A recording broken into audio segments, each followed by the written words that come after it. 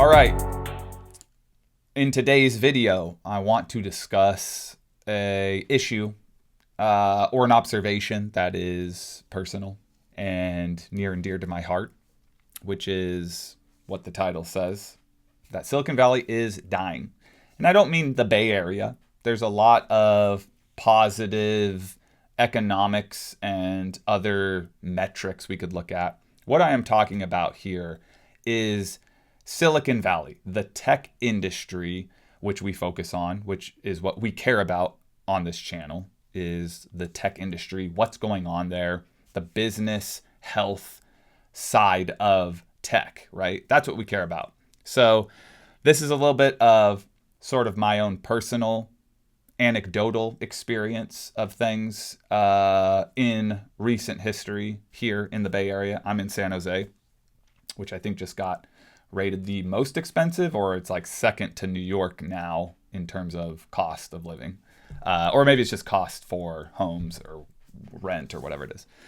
One of those horrible metrics that you hate to see. There has been some additional data, that has come out. And I think what matters a lot more now is the dust has kind of settled since the remote work pandemic situation chapter basically unfolded, right? We're kind of now post-pandemic business operations, and we are now contending with certainly some of the fallout from the stimulus money, which led to inflation, which has now led to these high prices and other things going up in price. And we're grappling with that. But in terms of business decision making and business leadership in Silicon Valley and in tech, I think we've kind of now settled into what should be the norm, and the trends that are starting now and have been sort of brewing for the last few years are going to continue. Also, all the signs point to them continuing, in my perspective, right? So we're gonna watch this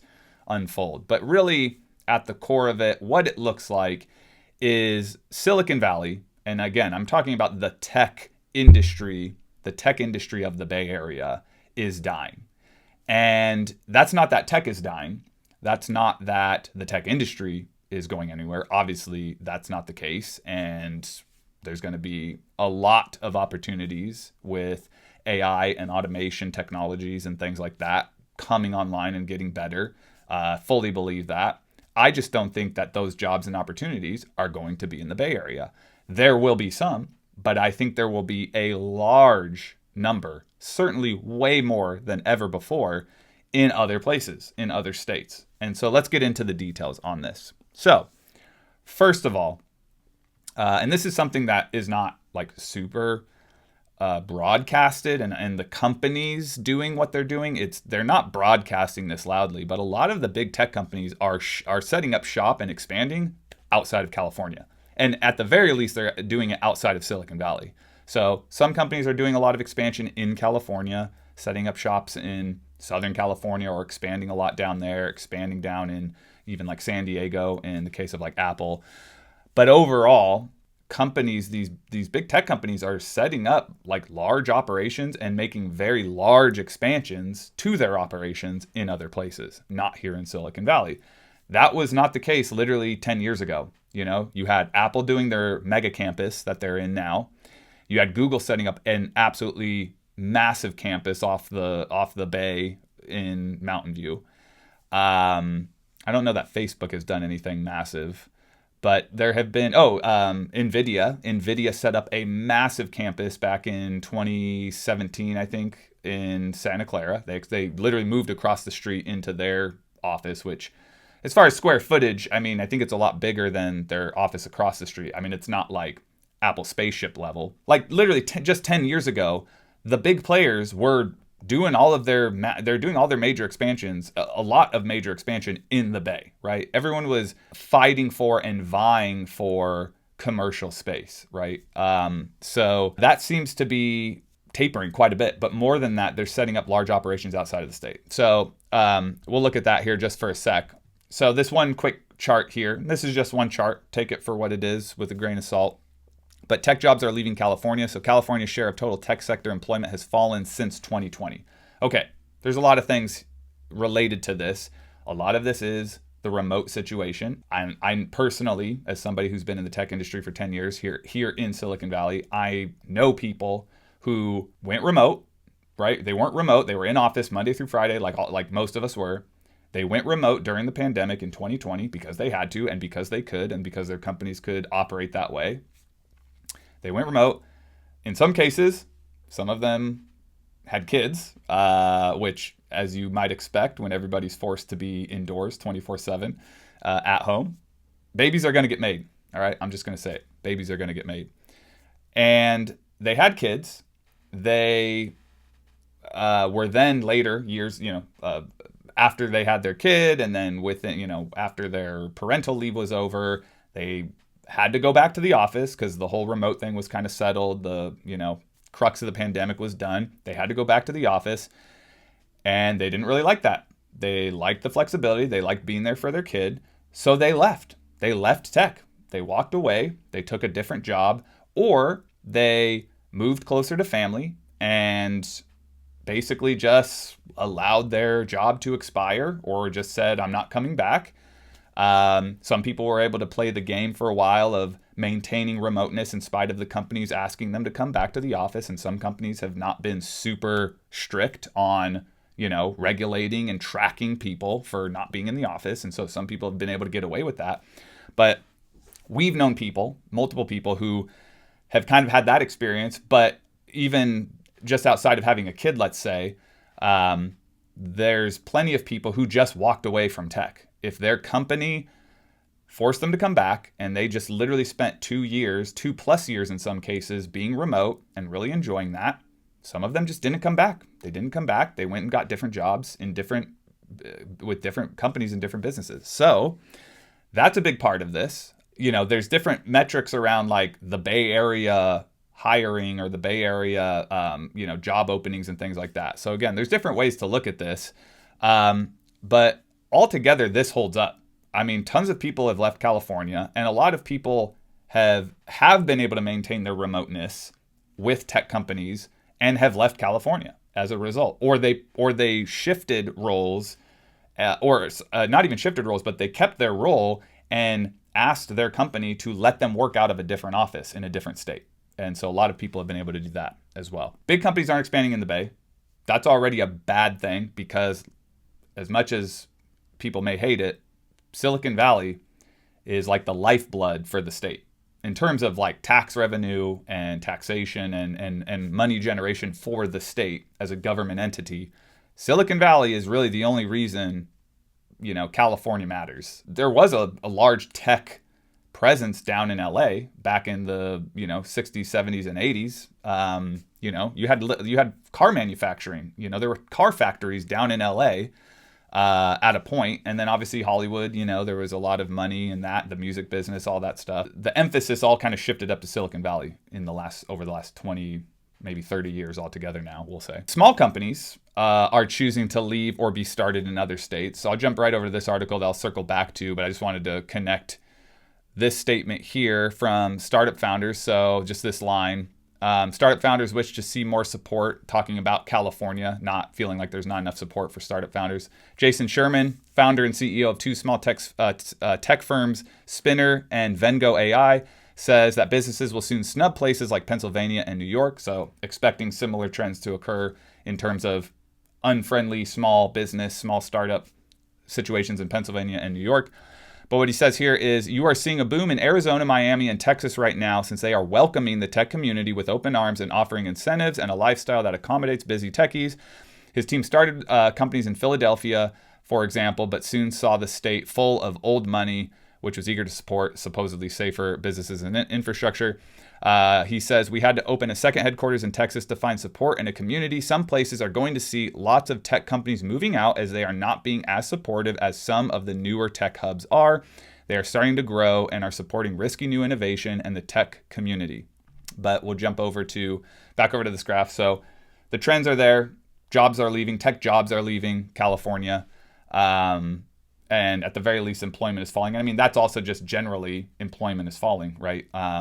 We are moving into some not positive looking realities for the job market at large. So that obviously ties to this too. But just some additional, credit around this topic.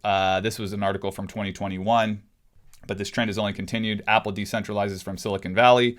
They talk a little bit about pandemic remote work stuff, which now obviously has all been, the dust has settled around that, at least for this company and others. But, they make the point here. Let me jump to the points here they make about what they wanted to do. So some members of Apple's executive team have been pushing to decentralize out of Cupertino for years before a fuller realization came into place more recently. So their head of custom silicon was one of the strongest proponents of such a shift. His group opened up offices in Florida, Massachusetts, Texas, Israel, and parts of Asia years ago, and it has since expanded in Germany, Oregon, and San Diego. Eddie Q, he has pushed for decentralization, investing in multiple Los Angeles offices. So Apple made a big push into TV and original content, TV content and videos, movies, film. So they've been blowing up the LA operation in Culver City. Chief Operating Officer Jeff Williams has internally discussed the cost benefits of a more global workforce. Deidre O'Brien, the head of HR, has evangelized for the diversity benefits. Decentralization across the company is entering full swing, and Apple is engaged in a costly expansion from the sunny coasts of LA and San Diego to the Pacific Northwest of Oregon and Washington, the Rocky Mountains of Colorado, Iowa's Midwest. It's funny, actually, Iowa's operation is, I just have a personal connection to that in my time at Apple. That's not really an expansion. That was an acquisition. The company they acquired just happened to have an operation in Iowa. I don't know. There's probably not really additional expansion there. Anyways, the Eastern Seaboard of Massachusetts, Miami, and New York. They spent $2 billion on building new campuses in Austin, Texas, North Carolina. So I'll jump over to this then. This kind of got delayed. And so this was, talking about their expansions in North Carolina. It seems like they haven't actually really been progressing on that. It's been sort of on the back burner, probably just because of the economics of things right now. But this article was end of last year, December, but says that they could start building their new campus in the Research Triangle, North Carolina, as soon as 2026. So sounds like Apple has the land. They have sort of the plans in place, but they've been sort of delaying really getting this project off the ground. But this is meant to be another massive operation, massive campus in North Carolina. Apple made a promise in 2021 when the announcement was first made to bring 3,000 jobs to the area as part of a $1 billion investment in North Carolina. So 3,000, 3,000 people. That's a lot of people for one office. Okay, so if we come back here, so big companies, small companies, they don't really want to be in California, or they're not expanding in Silicon Valley, but also in other states. There's a lot more expansion happening and a lot more investment in other locations. At the very least, Silicon Valley, not the place to expand and to grow, and not the place to start if you're a small firm as well, necessarily. The last piece here that I feel like is worth discussing, because I think this trend is going to change, is housing. So housing is ridiculous. It's always been ridiculous, but in the last 3 years, it's gotten even more ridiculous. All right, so if we look at Zillow, so this is new construction. Now, this includes like one-off custom builds, as you can see here. So these are houses that are, existing lots. Somebody came in, a developer came in, custom builder, whoever came in and renovated the whole thing, because obviously you can make a ton of money doing that here. But there's a few others that are actual neighborhoods. As you can see, there are a couple things here that are new builds. Here's a master plan community in Los Gatos. This says 253 homes. These are townhomes, right? So as we see here, this is the best case scenario in terms of new construction here in the Bay. So you're going to get 1,500 square feet, 2-bed, 3-bath, still 1.7 mil. And you're going to be in a glorified apartment complex. You're going to have shared common areas. You're going to have a tiny ass driveway, a tiny ass garage, and this kind of stuff, right? Which, let's be honest, the moment you have a kid, these environments suck. So not kid-friendly situations in terms of new constructions and new builds in the Bay Area. So all you are left with is existing properties, which in my opinion, let me just look if there's any other interesting things. A couple units down here. So this looks like an existing lot that they're subdividing and building new construction on. You have your choice if you want to throw 7 mil or 7.2 mil, which these are these are obviously super high end. This is, the hills down here are super like nice areas. So we have another little neighborhood going on here. This is 15 new 1 and 2 story single family homes. Okay, so this is actually kind of like a neighborhood. So this is a little closer to what I was expecting, ranging from 3,000 to 3,700 square feet. So these are going to be primo. So they don't have pricing listed yet. It's a nice area, good schools. Again, still pretty limited. 15 homes is pretty small. Looks like one of them's a cul-de-sac. And I mean, the yard space looks like there's this kind of side yard thing going on. You really don't get backyards anymore in new construction in California. My guess is each of these, given the square footage, the starting price on this is going to be anywhere from 3 to 4 million. But this is sort of what you end up seeing a lot of right now. Townhomes that have modest square footage, and your start price is 1.5 mil, 1.7 mil in some cases.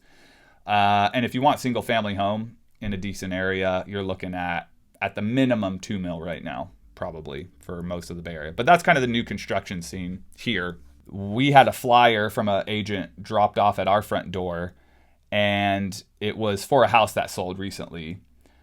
28 offers on this house, and it went for $500K over asking price. So that's really that's the market. And it wasn't like fancy, it wasn't super nice. Like, it needed work still, it needed renovation. It was like 1970s kitchen, still needed a lot. I think that's going to change. I think that the reasons that I think the reasons that will change is because the Bay Area customer base of techie people are going to start to see their RSUs be depleted. And I'll jump over to this last point that I wanted to make here, which is more of the macroeconomics side, which is a big factor here. And so right now, the outlook in some cases is that the Federal Reserve will have to allow the stock market to crash to save treasuries. So I don't want to get into the economic details. There's people that explain this way better than me. There's an article here why the U.S. needs the stock market to crash. Basically, just has to do with things that are going on in Japan and their yen and what they may need to do in order to save their currency, essentially, is that they would sell U.S. treasuries. That triggers this whole thing in our marketplace. Not going to get into depth there.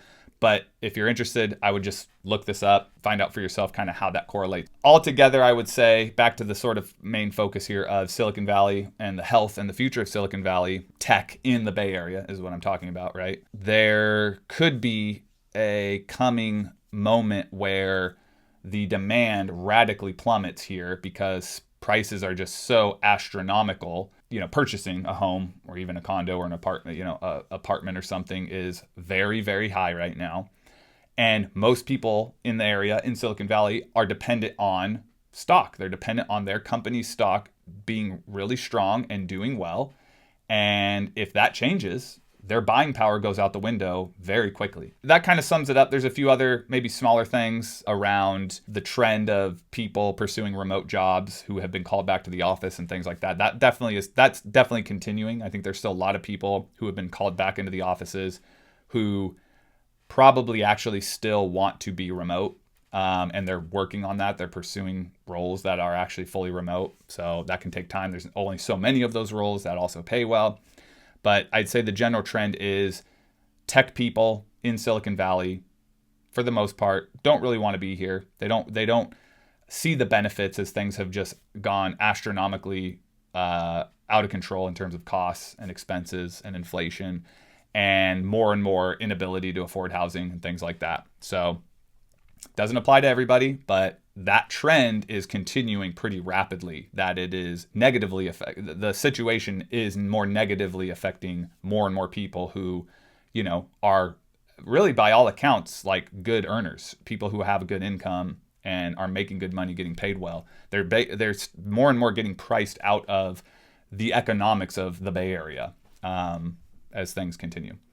So anyways, thanks for watching. I know it's a bit of a long-winded video there. Hopefully it was interesting for you, but leave a like, maybe subscribe, and we'll keep putting together information around tech layoffs and the tech industry at large here in the Bay Area, but also just more broadly what's going on as we're in this very interesting and kind of difficult economic environment. So stay tuned, and thanks for watching.